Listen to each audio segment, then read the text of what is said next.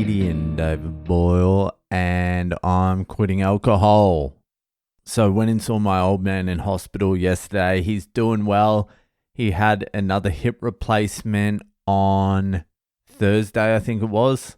He didn't die like he thought he was going to, but one of his legs is 2 centimeters shorter than the other now, which seemed like the way he was telling me was almost as good as death. He wasn't coping.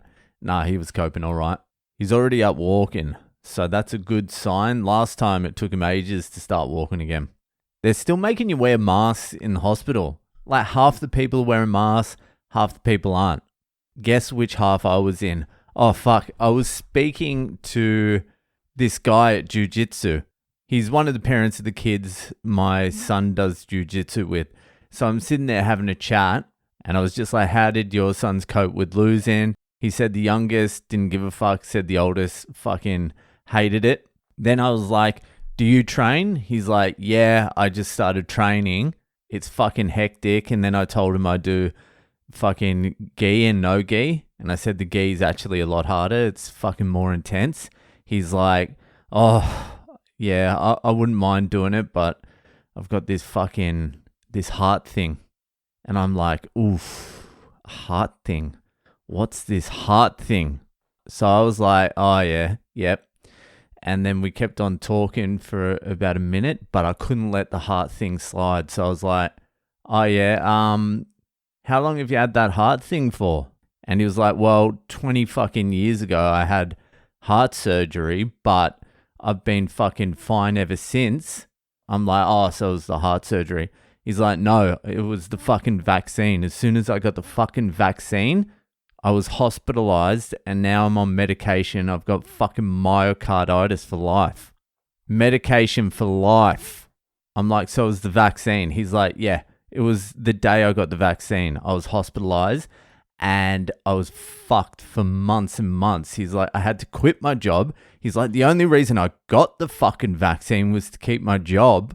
Then I had to quit my job because I fucking was too sick and I was fucked for months and months. And now it's just starting to fucking level out, but I'm on fucking medication for life now. And the doctors said don't push the fucking exercise too hard, so I don't do the gi jits. I'm like, Jesus Christ. It's pretty fucking common. You ask anyone now and they'll know someone who was fucked up by the vaccine. Even my wife fucking came back. She went out last night with her friends and her friend's husband, 35 years old, died heart attack. Just fucking out of the blue, just dropped fucking dead. And my wife was telling me because her friend she's like occupational health and safety type shit. So she's like on everything. She's had 4 vaccines. No one was more of an advocate than her. And even she said last night, my wife was shocked. She's like, I think it's the fucking vaccines. And for her to say that is fucking wild. I think it's the vaccines. Even if it is the vaccines, who the fuck would want to admit that the vaccines are fucked? Like 95% of the world took them. So if you took them, you're not exactly going to be like fucking hunting down the fucking Twitter page suddenly died or died suddenly. I'd be fucking Googling how good the vaccines are. I'd be shutting my fucking mouth, but I would be only Googling good things about the mRNA fucking vaccines. I'd find all the scientific evidence that they're great. They actually make you better. Not just protect you from COVID, but actually it's like a steroid. They make you into a superhuman. Most people I speak to now are fully regretting taking the vaccines, the COVID vaccine.